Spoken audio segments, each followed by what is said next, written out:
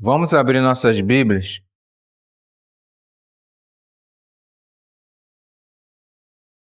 na carta do apóstolo Paulo aos Gálatas, capítulo 1, a parte final, eu vou ler o verso 16, tá? Verso 16. Mas a gente já tratou de parte dele semana passada, ok? A gente vai tratar só o finalzinho dele aqui, a parte B, até o verso 19. Ok? Vamos ler a partir do verso 15, né? Para fazer mais sentido. Mas vou tratar da parte B, do verso 16 até o verso 19, ok? Diz assim a palavra do Senhor.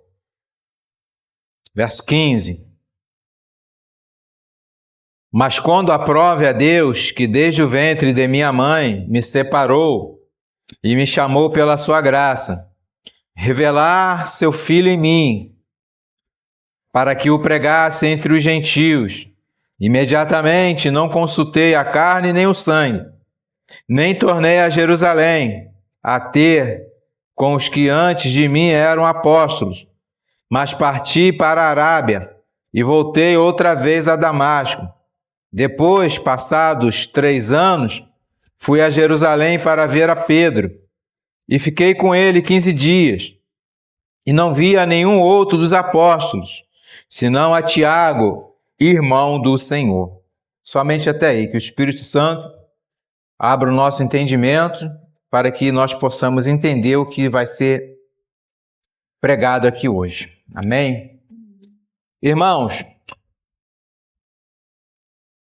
no sermão passado, nós vimos acerca sobre a eleição e o chamado do eleito, né? Falamos aqui, né, sobre todo esse assunto na semana passada. Agora, nós iremos ver a convicção desse chamado, né? A convicção. O que esse chamado vai gerar, né? O que ele vai gerar, né? Ele vai gerar obediência e um cumprimento da missão que foi dada ao eleito. Por isso ele foi chamado, ok? Para obedecer e cumprir tudo aquilo que é lhe dado. Mas eu queria, antes de chegarmos a esse ponto, eu quero realçar aqui um texto que eu quero que fique bem claro que esse chamado, ele é um chamado que ele é feito por Deus, não por nós. Eu quero que isso fique bem claro, né? É segundo a sua vontade e segundo o seu propósito, ok? Segundo o propósito dele, não nosso. Vamos lá em Atos, capítulo 2. Atos 2.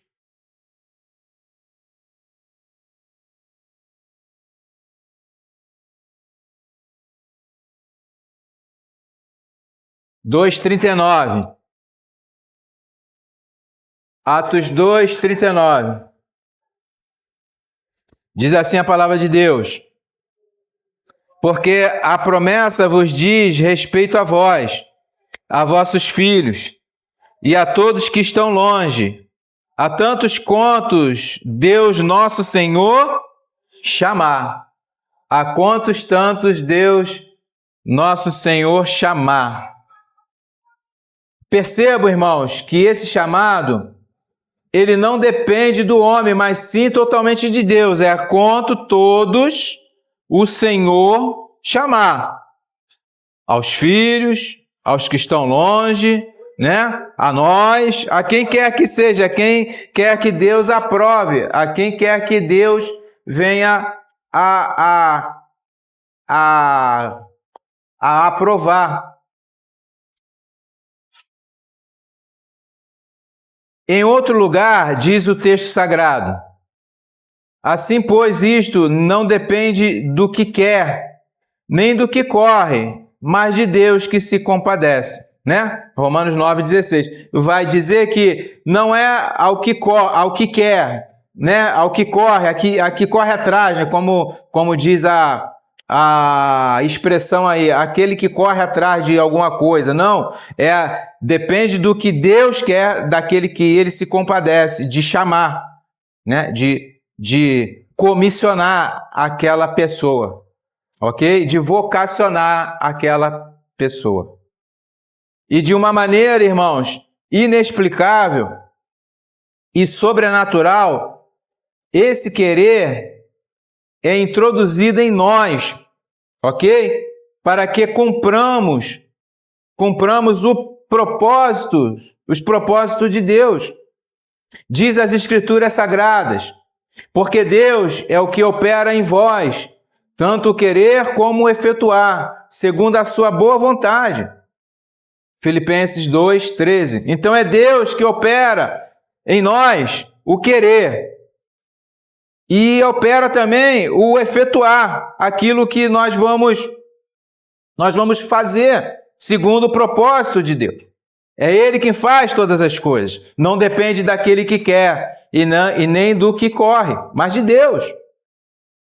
E é com esse conhecimento em mente, meus irmãos, que o apóstolo Pedro nos exorta a perseverar no caminho. Diz o apóstolo Pedro, na sua carta, na sua segunda carta, no capítulo 1, no verso 10. Portanto, irmãos, procurai fazer cada vez mais firme a vossa vocação e eleição, porque fazendo isto, nunca jamais tropeçareis. Né? Fazendo o quê? Perseverando. Né? Ele exorta a gente para que a gente persevere, porque nós fomos vocacionados e eleitos no Senhor. Fazer cada vez mais firme a vossa vocação, aquilo que você foi chamado. E a eleição, que você foi eleito antes da fundação do mundo. Nós não somos robôs, irmãos. Nós temos o dever de perseverar. E isso é dado por quem? Por Deus, que ele vai falar aqui, ó. Deus é quem faz o operar em vós, tanto o querer, ele opera em vós, tanto o querer como o efetuar. Aquele que começou a boa obra, ele vai terminar. Ok? Então é Deus.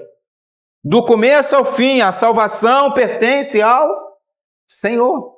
A salvação pertence ao Senhor. E é com essa mente que o apóstolo vai entrar aqui no verso, falar aqui nos versos 16, 17, 18 e 19 hoje, né? Nós vamos ouvir a voz do Senhor aqui. Ele falando, né?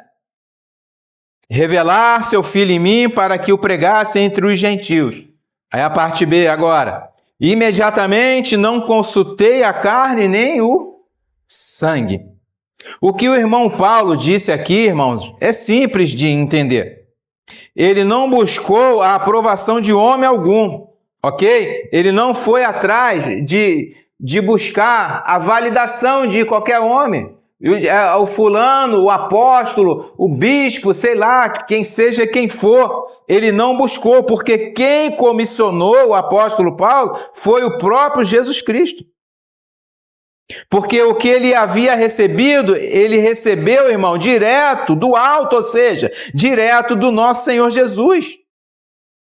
Direto do nosso Senhor Jesus. Ele vai falar que não foi segundo os homens, ó, porque não recebi, nem aprendi de homem algum, mas pela revelação de Jesus Cristo, pela revelação do nosso Senhor.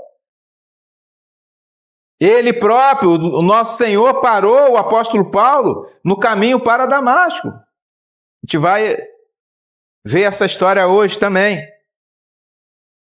Como, pois, irmãos, o apóstolo ousaria consultar a homens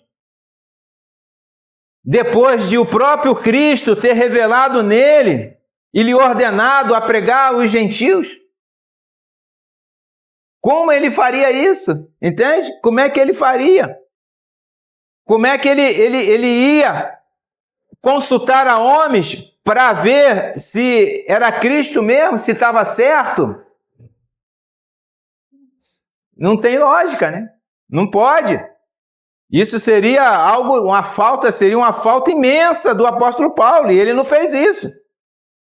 Para que a gente entenda isso um pouco, irmãos, vamos até o livro de Atos. Nós vamos consultar o livro de Atos hoje, um pouquinho, mais especificamente Atos 9, né?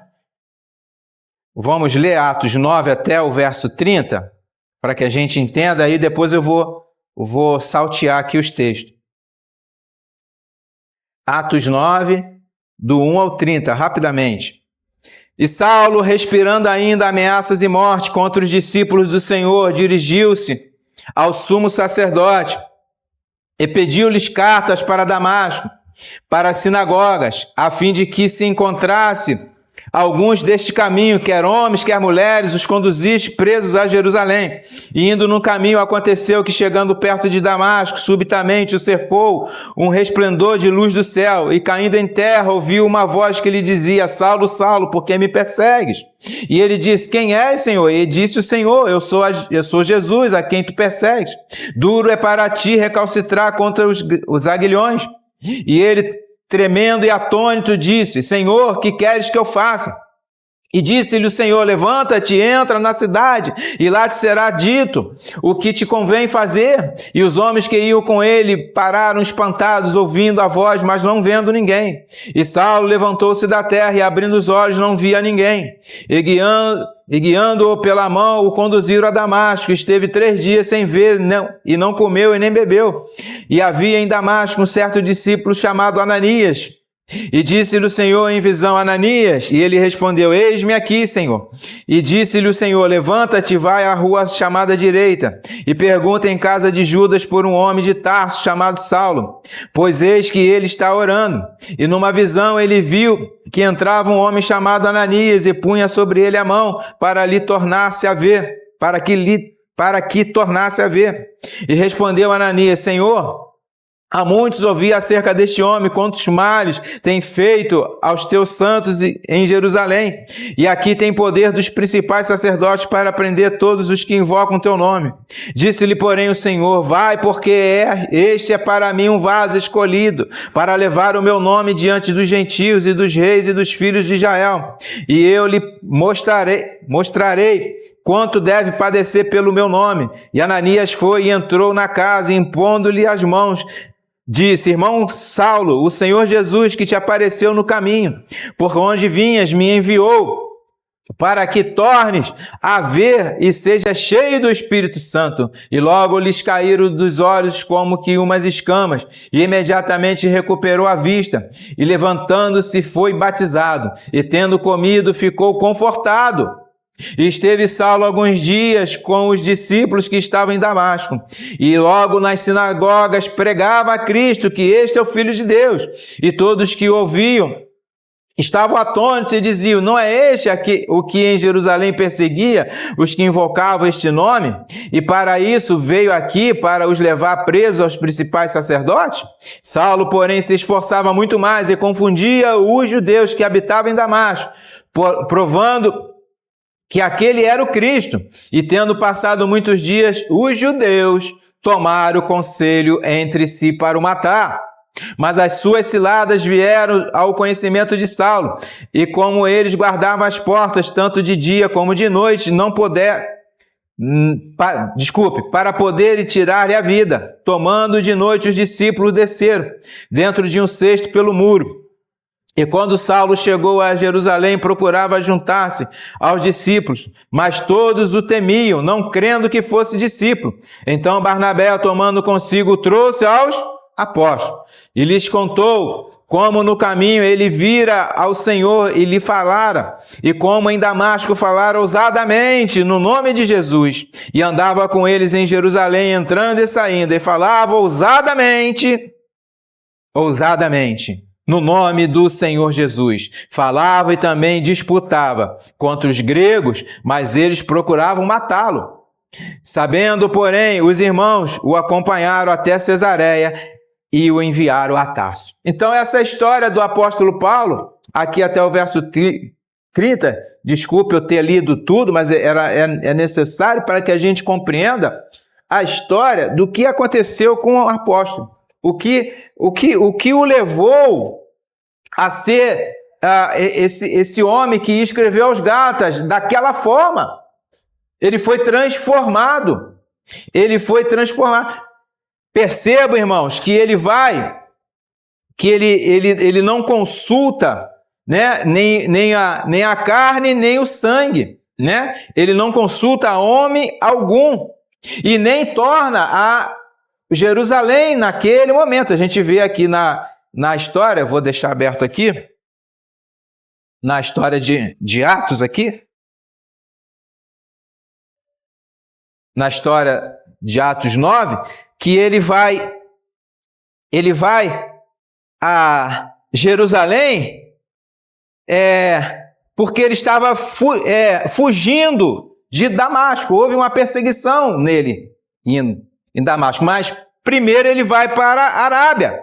Veja o verso 17 de Gálatas. Veja o verso 17 de Gálatas. Nem tornei a Jerusalém a ter com os que antes de mim eram apóstolos, mas parti para a Arábia e voltei outra vez a Damasco, onde houve a perseguição com ele. Alguns, irmãos, a Arábia, ele vai para a Arábia, mas nada é nos dito o que foi feito lá, né? A gente não tem nenhuma referência, não tem nada escrito que possa constatar o que o apóstolo fez na Arábia. Porém, a Escritura vai falar que ele pregou. Mas alguns, com a cabeça um pouco fantasiosa, né, dizem que ele, depois desse encontro com o Senhor, ficou muito abalado e confuso e foi para o deserto meditar e colocar suas ideias em ordem. Alguns dizem isso, mas isso vai contra o que diz, o que a gente leu agora, lá em Atos 9, Atos 9, 19 e 20, vai dizer aqui, ó, e tendo comido, ficou o quê? Confortado. O que é confortado? Ficou aliviado, ficou tranquilo, ficou calmo, e não ficou confuso. E ele fala aqui, logo, ao verso 20, logo nas sinagogas pregava a Cristo. Irmãos, quem é que em sã consciência está atordoado, confuso, abalado, vai discutir doutrina em uma sinagoga? Ainda mais naquela época, que o risco era eles apedrejarem ele, ok? Então, quem é que em sã consciência vai fazer isso? Então, isso cai por terra, ok? Mas há também outros que pensam que o apóstolo foi para a Arábia para ser ensinado por Jesus. Mas também vai contra a essa passagem. Porque vai falar assim, e logo nas sinagogas pregava Cristo. Ele logo depois que ele saiu ali daquela situação dele, dos 3 dias, do batizado dele e tal, ele fala assim, ó, esteve Saulo alguns dias com os discípulos que estavam em Damasco. E logo nas sinagogas, e logo o quê? Imediatamente. Logo, quando ele ficou ali alguns dias, ele foi e começou a pregar nas sinagogas. Que Cristo era o Filho de Deus. Cristo era o Filho de Deus. Então também cai por terra toda essa questão, irmão. O mais provável, é o que a Escritura nos diz aqui, né? Implicitamente, é que ele tenha ido para lá, para a Arábia, né, no caso, exatamente para pregar aos gentios, como lhe foi ordenado. Não foi ordenado a ele? Olha o verso 16. Revelar seu Filho em mim para que eu pregasse entre os gentios. Entre os gentios. Por isso que eu li tudo em Atos 9. Porque agora eu vou pegar alguns textos, vocês têm a compreensão, até o capítulo 30. Atos 9,15 vai dizer assim, ó, disse-lhe porém, o Senhor, vai, porque este é para mim um vaso escolhido para levar o meu nome diante dos gentios. Então, ele não foi para a Arábia, tipo assim, eu vou para um retiro, vou colocar minhas ideias. Não, ele foi pregar lá. Para quem? Para os gentios. Era ordem. Era ordem. E por que a Arábia? Provavelmente, com certeza, foi ordem do Espírito. Foi ordem do Senhor Jesus que ele fosse para lá. Com certeza. Ok? Por isso é que ele vai dizer que não consultou nem carne nem sangue, mas imediatamente foi pregar a Cristo, como sendo o quê? O Filho de Deus. Não foi o que ele falou aqui? E logo nas sinagogas pregava a Cristo que este era o Filho de Deus. Então, irmãos, o apóstolo, ele não olha para o homem. O apóstolo, ele não ora para quem quer que seja, ele ora para Deus. Olhando para Deus, ele o obedece e vai para a Arábia. E depois ele volta, né? Ele volta, ele não foi para Jerusalém. Vocês percebam que ele nem para Jerusalém ele voltou, para onde ali estavam os apóstolos, irmãos. O berço da igreja apostólica estava em Jerusalém, onde estavam os apóstolos. Vê Gálatas 2,9, isso depois de 14 anos, Paulo volta, aí Paulo vai a Jerusalém. Barnabé vai pegar ele lá em Tarso e traz ele para Jerusalém. Olha o que ele fala nessa época, porque ali era o berço do colégio apostólico. Olha o que ele fala em Gálatas 2,9. E conhecendo Tiago quem? Irmão de Jesus. Quefas e João. Quefas era Pedro, tá? Que significa pedra. Que eram considerados como as colunas, a graça que me havia sido dada. Deram-nos as destras em comunhão comigo e com Barnabé, para que nós fôssemos aos quem? Gentios, e eles a circuncisão, eles ficariam com os judeus. E Paulo e Barnabé fossem aos gentios, para onde ele foi ordenado a pregar. De acordo com Atos 9,15, que Jesus falou, para levar o meu nome diante dos gentios. Ok? Então, o apóstolo, depois ele vai até Jerusalém, ele retorna, né, uma segunda vez. Na primeira vez que ele foi também expulso de lá porque queriam matar ele. E aí ele foi para Tarso e passa anos em Tarso. Depois Barnabé pega ele em Tarso, traz para Jerusalém e ele declara isso, que esses três eram considerados como as colunas, a coluna da igreja, os apóstolos. Ok? Então, irmão, Paulo confirma, então, não é, presta atenção, não é que ele desdenha os apóstolos, é porque ele não precisava deles, porque ele recebeu algo do sumo sacerdote, do apóstolo dos apóstolos, o Senhor Jesus. Então, por que, se eu recebo algo, um ensinamento do mestre dos mestres, por que eu vou recorrer a homem? Por que eu vou recorrer? Não que os homens não valham, não é isso que ele está falando, mas que seria uma afronta ao Deus vivo. Eu recebi do Deus vivo e agora eu vou ao homem para saber se está certo ou não? Entendem isso? Então, espera aí, opa, eu tenho que ficar aqui, eu vou obedecer. Aquilo que o Espírito me mandar, eu faço. E assim Paulo foi. Então Paulo, ele confirma a liderança deles como sendo colunas da igreja. Ou seja, a sustentação dessa igreja. No início dela, no princípio dela. Ok? Perceba que o apóstolo ele não menospreza, mas ele diz que eles eram as colunas. E ele nem consultou eles para pregar aos gentios. Como eu disse antes, irmãos, isso seria uma ofensa ao Senhor Jesus, caso ele fizesse isso. A ordem que Paulo recebeu, irmãos, era para ir à Arábia e depois voltar a Damasco, ok? Paulo era guiado pelo Espírito Santo de Deus. Como é que nós sabemos disso? Pela palavra de Deus. Vamos lá, Atos 16, do 6 ao 10.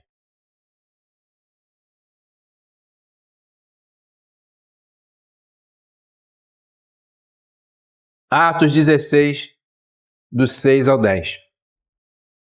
E passando pela Frígia e pela província da Galácia, foram impedidos pelo Espírito Santo de anunciar a palavra na Ásia. E quando chegaram a Mísia, intentavam ir para a Bitínia, mas o Espírito não lhe permitiu.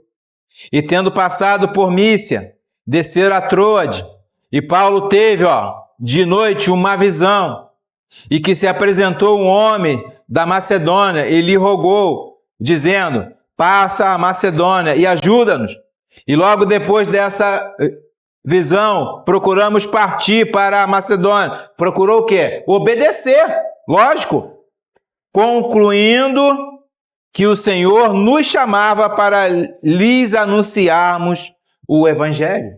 Então, o que ele fez? O Espírito está me guiando aqui. Ele me impediu já 2 vezes de ir para lá e para cá. E agora eu tive uma visão. Eu tive um sonho, eu tive essa visão e ele me apresentou que eu tenho que ir para a Macedônia. Alguns dizem, eu não sei, alguns dizem que esse homem da Macedônia provavelmente foi Lucas.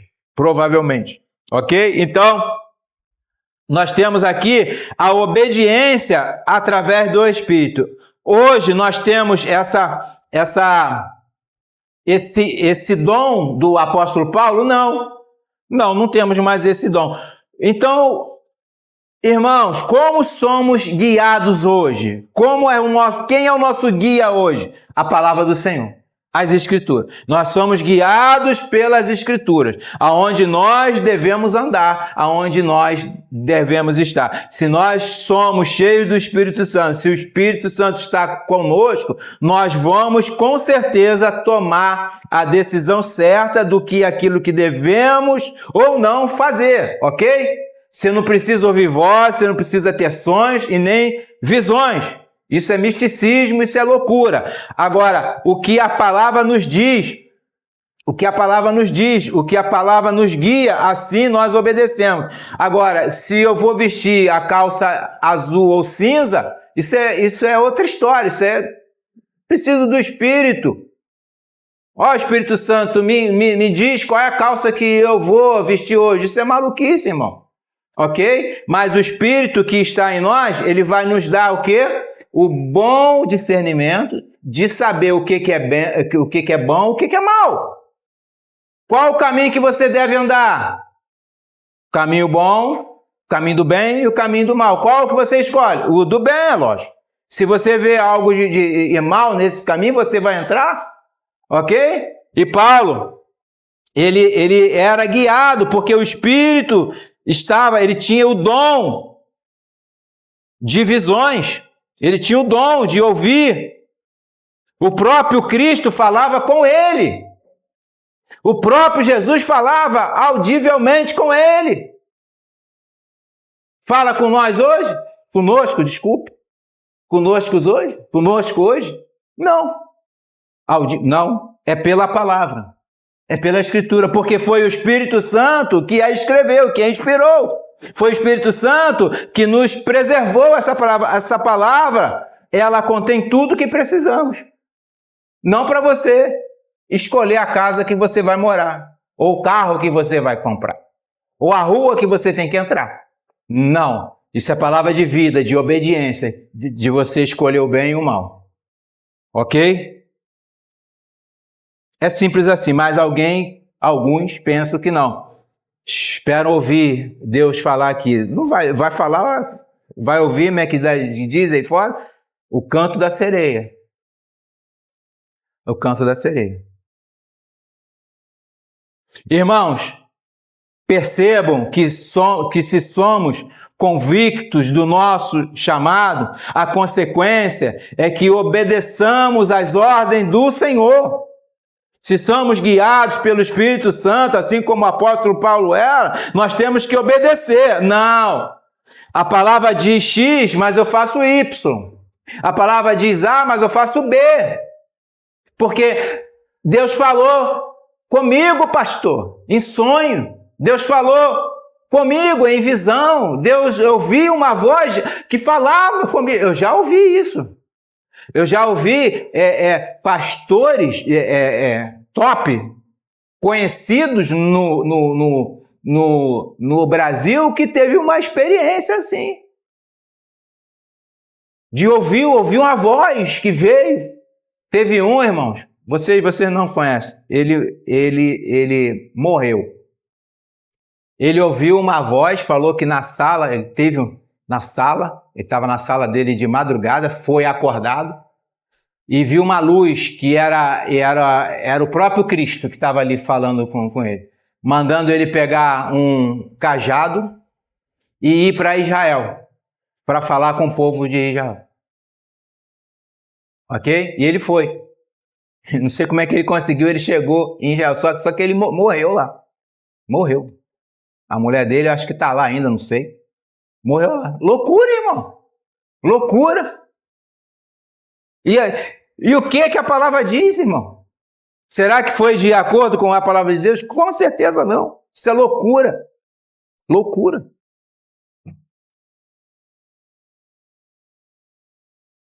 Então, irmão, esse negócio de ouvir vozes, isso é manifestação de outra coisa, né? No mínimo, uma histeria, um frenesi da pessoa. No mínimo, uma loucura da pessoa. Para eu não falar que isso vem do capiroto, né? Ok? E onde, irmãos, está essas ordens, né? Aonde nós temos as ordens de como devemos andar? Nas Escrituras. Nós não ouvimos vozes, nem manifestações. Se alguém ouve vozes, irmãos, ou sonhos, ou tem visões, é um sinal que as Escrituras não são suficientes para essa pessoa. E então Deus é mentiroso para essas pessoas. Deus vai contra naquilo que Ele próprio escreveu. Deus vai contra. Deus falou assim, olha só, segundo Escritura, ok? Aqui nós trabalhamos com Escritura. A Escritura está falando assim, 2 Timóteo 3, 16 ou 17. Está falando assim, toda a Escritura, é divinamente inspirada e proveitosa para ensinar, para repreender, para corrigir, para instruir em justiça. Para quê? Para que o homem de Deus seja perfeito e perfeitamente instruído para toda boa obra. Aonde a Escritura falou aqui que Deus ia falar em visões e sonhos para a posteridade. Ele falou em visões e sonhos, ok? Pedro vai falar lá que se cumpriu o que estava escrito em Joel, que os jovens, os velhos iam ter sonhos, Isso foi para o cumprimento do cânon, ok? Para que a Escritura se fechasse. Para a criação, a criação ali da igreja primitiva. Eu não vou entrar nesse mérito aqui hoje, ok? Mas é mais ou menos isso. Então, homens e mulheres foram usados por Deus para isso. Tendo o quê? Sonhos, visões, profecias, línguas de outros países, falando para quem não sabia, ok? Então, isso tudo foi usado como dons para que o cânon fosse completo, perfeito, como está lá em 1 Coríntios 13. Então, toda a Escritura, eu não preciso de mais nada além da Escritura. além da Escritura. É o que Paulo vai falar aqui, eu não preciso de homem. Eu não preciso de homem para que eu seja validado como servo do Senhor.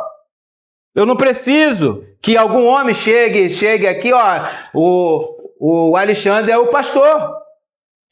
Ó, essa igreja aqui, a Igreja Batista, é verdadeira. Nós não precisamos de homem para isso. Precisamos somente de Cristo. Ok? Vamos adiante. Então ele volta para Damasco. Né? Ele voltou para Damasco para quê? Para pregar. E ali ele fala aqui no verso 18, ó.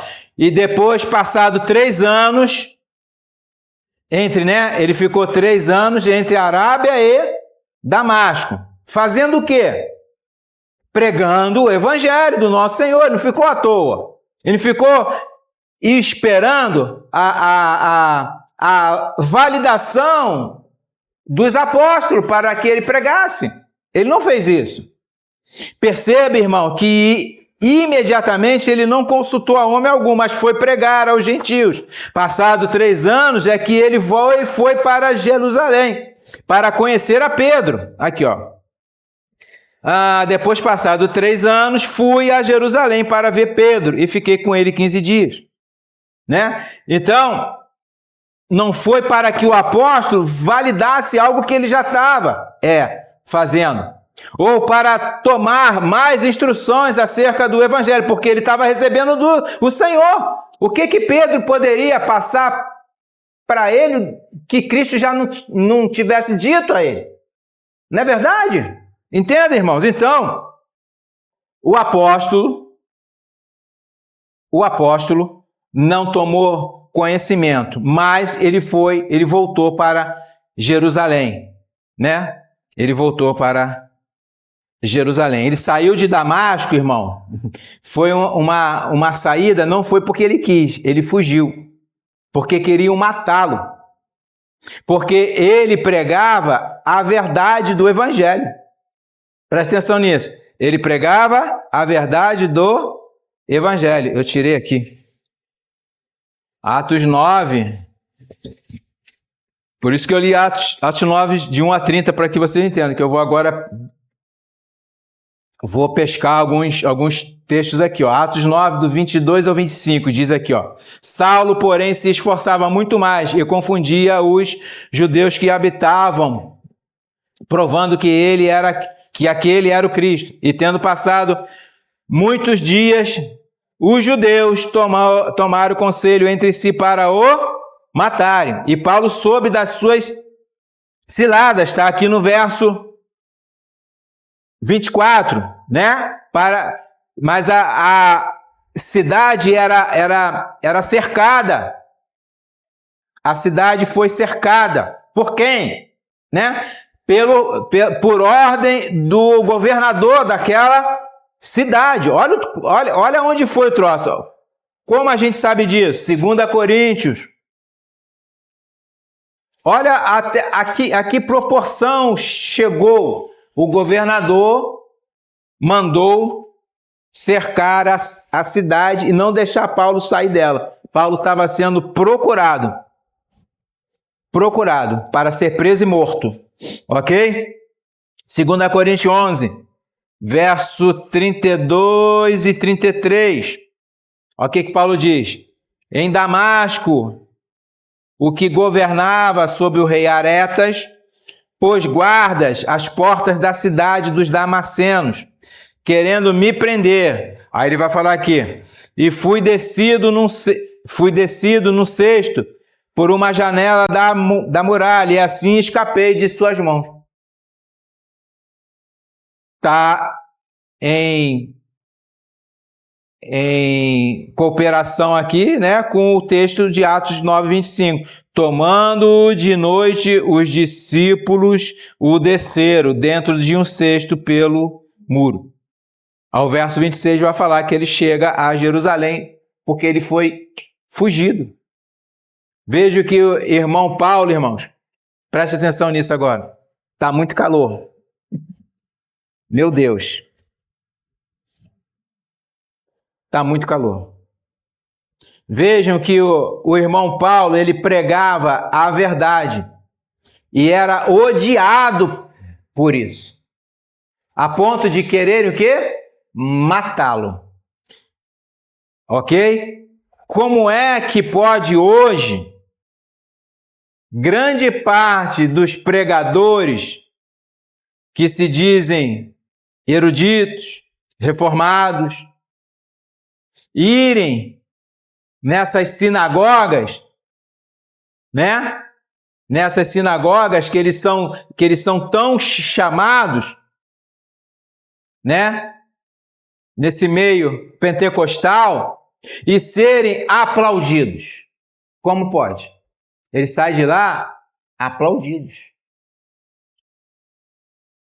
E ainda ganham ofertas altas por estarem ali.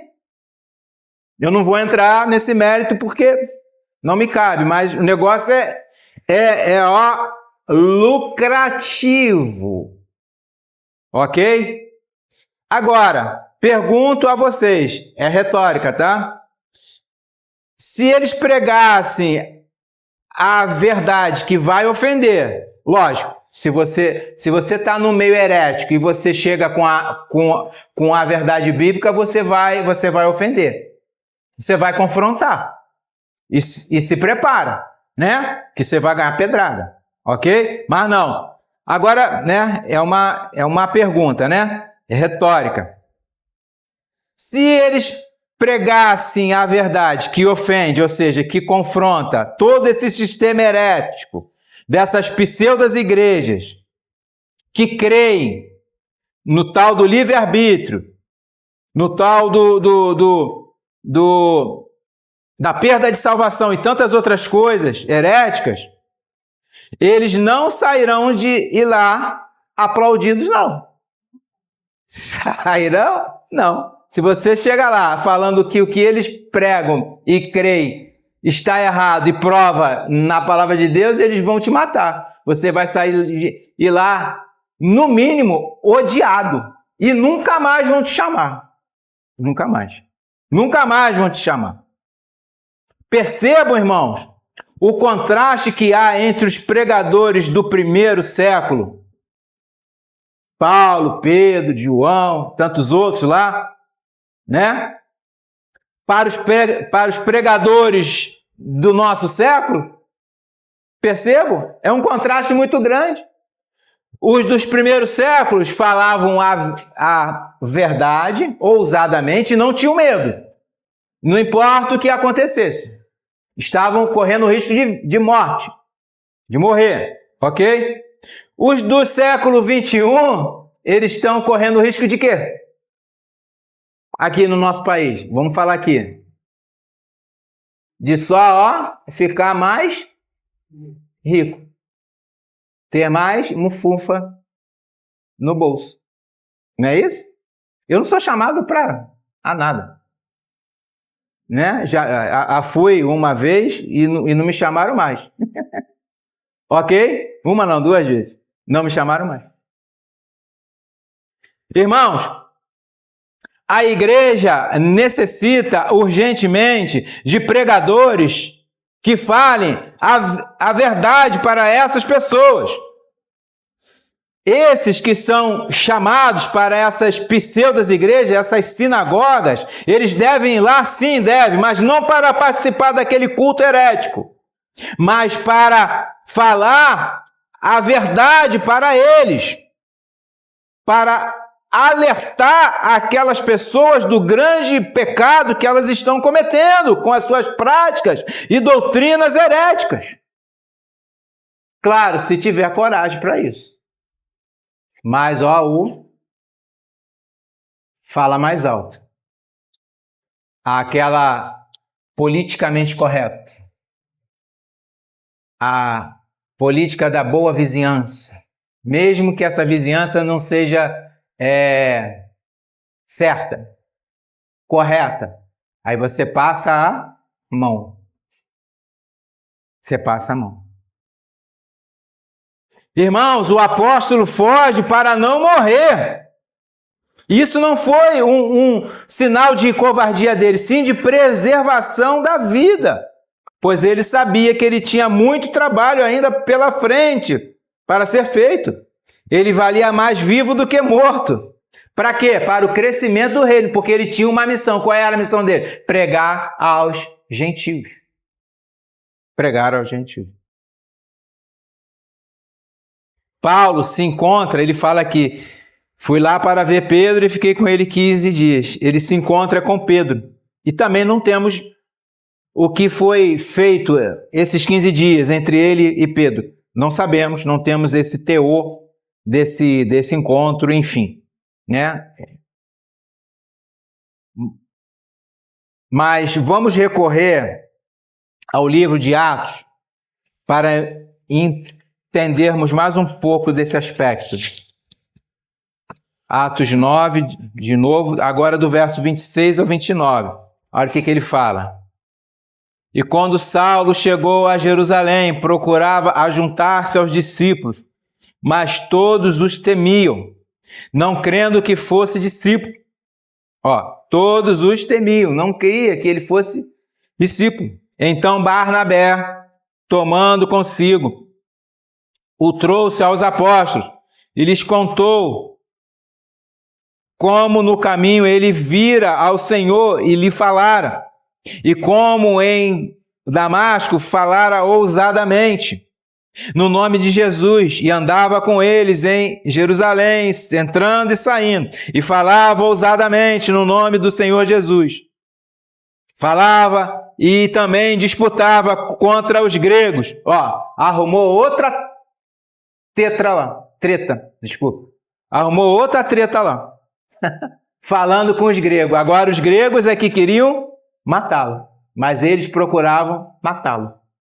Meu irmão, saiu de Damasco porque corria risco de morte. Foi para Jerusalém, a mesma situação. Por quê? Porque falava, o que ele falava? Ousadamente no nome de Jesus. Falava o quê? A verdade. Falava mentira, algo que confortasse aos gregos. Existe um termo no mundo que fala assim, eu vou agradar gregos e troianos. Não é o que esses caras estão fazendo hoje?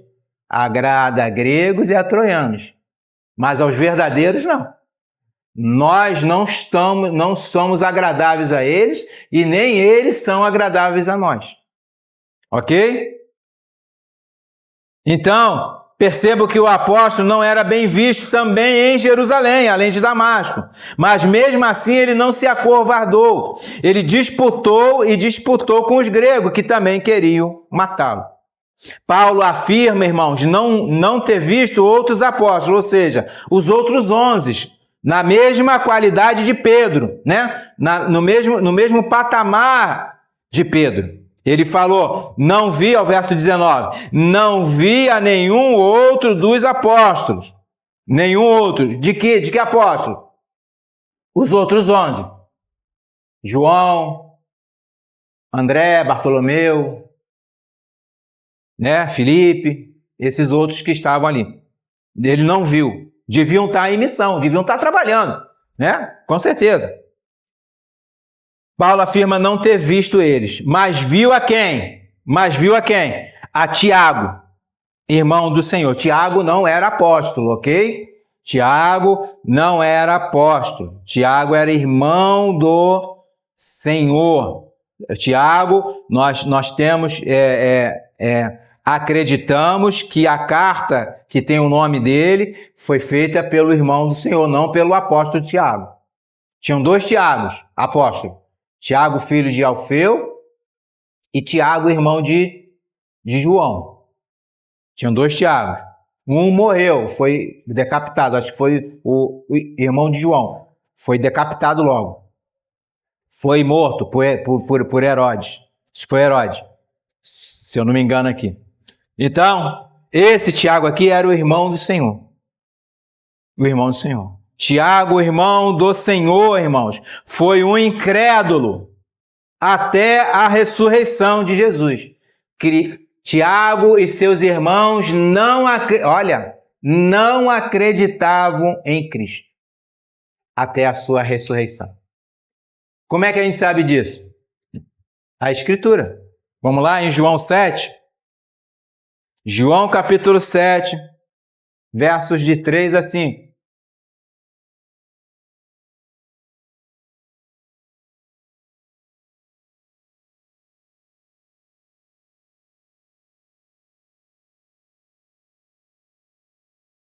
João 7, de 3 a 5. Diz assim a palavra do Senhor.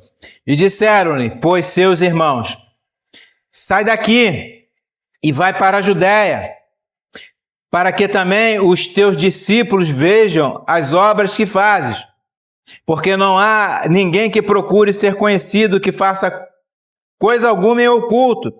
Se fazes essas coisas, manifesta-te ao mundo, porque nem mesmo seus irmãos criam nele. Eram os irmãos de Cristo, não é irmãos como nós somos aqui, ok? Eram irmãos verdadeiros, irmãos de sangue. Mas parece que depois da ressurreição e ele aparecer para o próprio Tiago, ele creu. Jesus apareceu para ele. Atos 1,14. 1,14 ele vai falar aqui, ó. Todos estes perseveraram unanimemente em oração e súplicas com as mulheres, e Maria, mãe de Jesus, com seus irmãos. Com seus irmãos. Então, Jesus tinha aparecido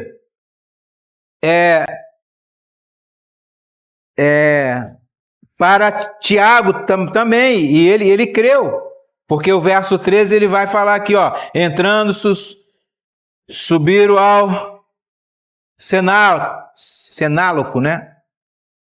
Subindo ao cenáculo, desculpe, que havia um Pedro, aqui estavam os apóstolos, né? Todos eles estavam, e mais o irmão de Jesus, com seus irmãos, né? Com todos os seus irmãos, eles ali estavam perseverando na doutrina, né? Na oração. Na oração.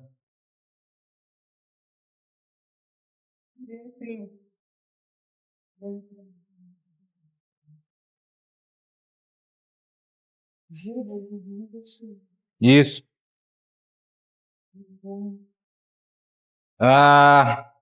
Vamos lá. Não só Tiago, né? Mas também todos os seus irmãos.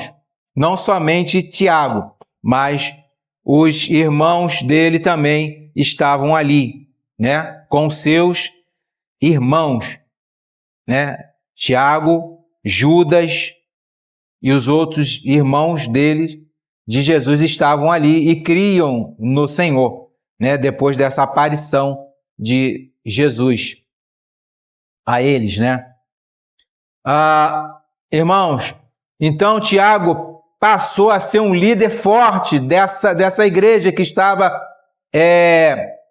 essa igreja que estava sendo construída, essa igreja primitiva que veio dos judeus de Jerusalém. Porém, ele não era um apóstolo como Pedro e Paulo, ok? Depois vocês leiam Atos 15. Atos 15 vai falar que o Senhor, que Paulo teve uma disputa com os judaizantes, e quem dá a palavra final ali é Tiago. Pedro fala, eu acho que Barnabé também fala, Paulo fala, acho que Silas também, se eu não me engano. Deixa eu ver aqui, para eu não falar besteira aqui. Vamos lá. Atos 15.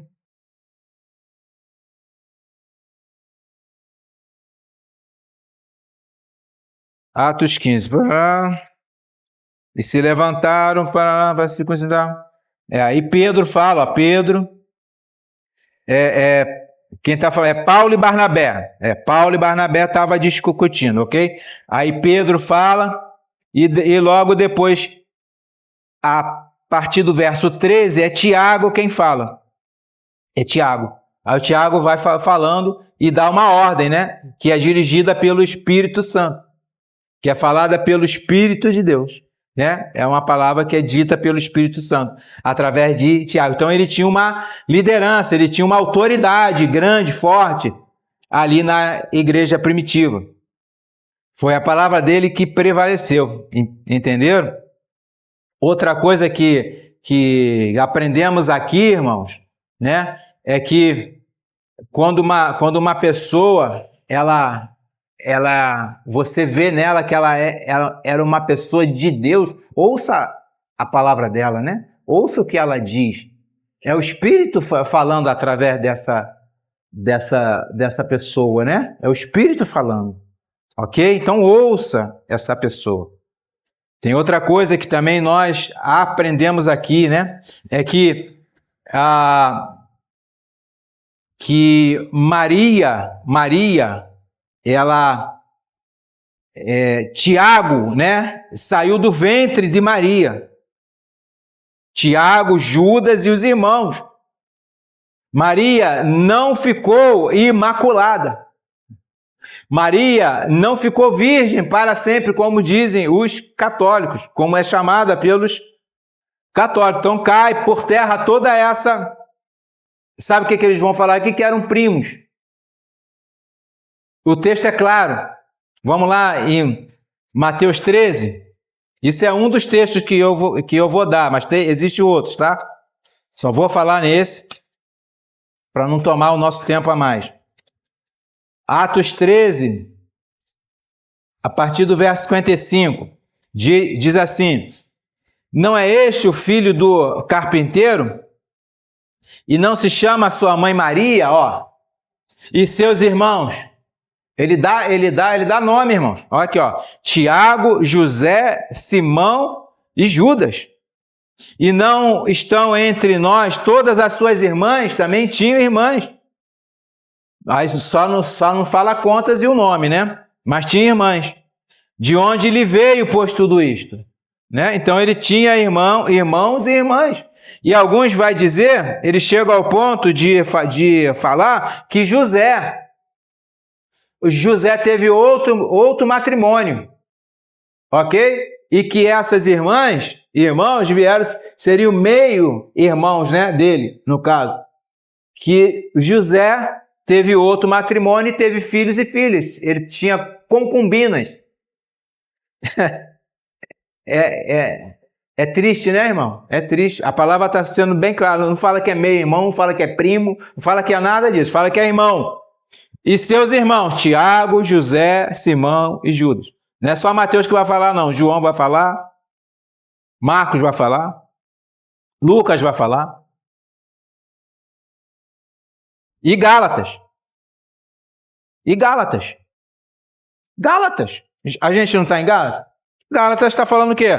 Irmão, senão Tiago, irmão do Senhor. Irmão do Senhor. Irmão do Senhor. Não houve, irmãos, desavença entre eles, entre Pedro, entre Paulo, entre Tiago. Não houve. Eles foram tratados como iguais. Pelo contrário, eles protegeram Paulo. Eles enviaram Paulo a Tarso porque ele ia ser morto em Jerusalém. Ok? Eles disseram, Paulo, vai porque você vai ser morto aqui. Fica lá na tua terra, até a gente te chamar de volta. Isso demorou anos, né? E assim, irmão, é que verdadeiros irmãos em Cristo devem se tratar com amor fraternal, independente da posição. Se é pastor, no nosso caso aqui hoje, se é pastor ou não, somos iguais. Devemos nos tratar como iguais. Irmãos em Cristo Jesus. Irmãos em Cristo Jesus. E eu termino aqui. Irmãos, a convicção do seu chamado, do nosso chamado, deve ter o quê? Consequência, ou seja, deve ter evidências que realmente a graça do Senhor Jesus nos alcançou, ok? Que realmente essa graça tenha nos alcançado e a gente demonstre isso, dê evidências disso. No caso do irmão Paulo, ele era tão convicto desse chamado que ele não temeu até a morte. Nem a morte ele temeu, ele ousou. Ele foi ousado. Ele pregava nas sinagogas e disputava contra os gregos, e isso foi uma grande evidência do apostolado do irmão Paulo, e que isso seja uma grande evidência do nosso chamado para pregar o evangelho aqui, ou seja, lá onde for que Deus nos levar. Ok? Que nós não tenhamos medo de pregar, não tenhamos medo de falar de Cristo para quem quer que seja. Quem quer que seja. Quem quer que seja. Dê evidência disso. Externe esse chamado. Se você é convicto. Agora, se você não é, tem que ter convicção. Será que nós estamos dando essas evidências, né? Será que somos convictos? Se somos, dê evidências. Dê evidências.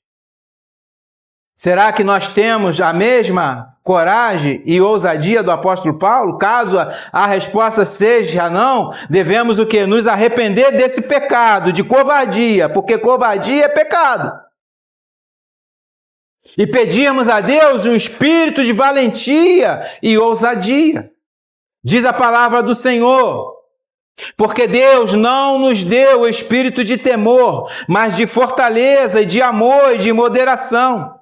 Portanto, não te envergonhes do testemunho de nosso Senhor, nem de mim, que sou prisioneiro seu. Antes, participa das aflições do seu evangelho, segundo o poder de Deus, que nos salvou e chamou. Vou repetir. Que nos salvou e chamou com uma santa convocação. Para quê? Para ser covarde, irmãos? Não, para ser valentes, ousados e pregar o evangelho.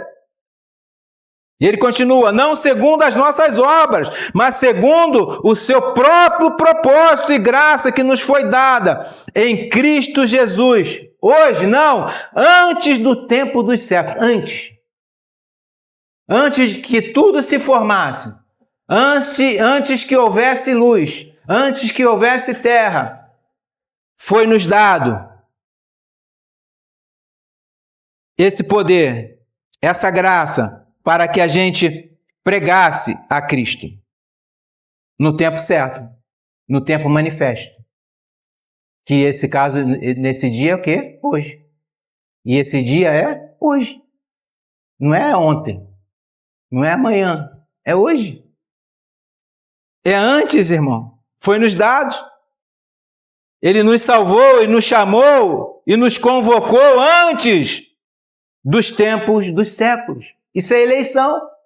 Se você é um eleito, você com certeza irá ser chamado, vocacionado e vai cumprir os propósitos de Deus. Não segundo, ele fala, não segundo as nossas obras, não, mas segundo o propósito dele, do Senhor. Alguém disse uma certa vez, quem ousa, vence. Quem ousa, vence. Sejamos ousados, meus irmãos, e valentes, não em nós mesmos, mas em Cristo Jesus, que nos chamou e nos salvou e nos chamou com uma santa vocação.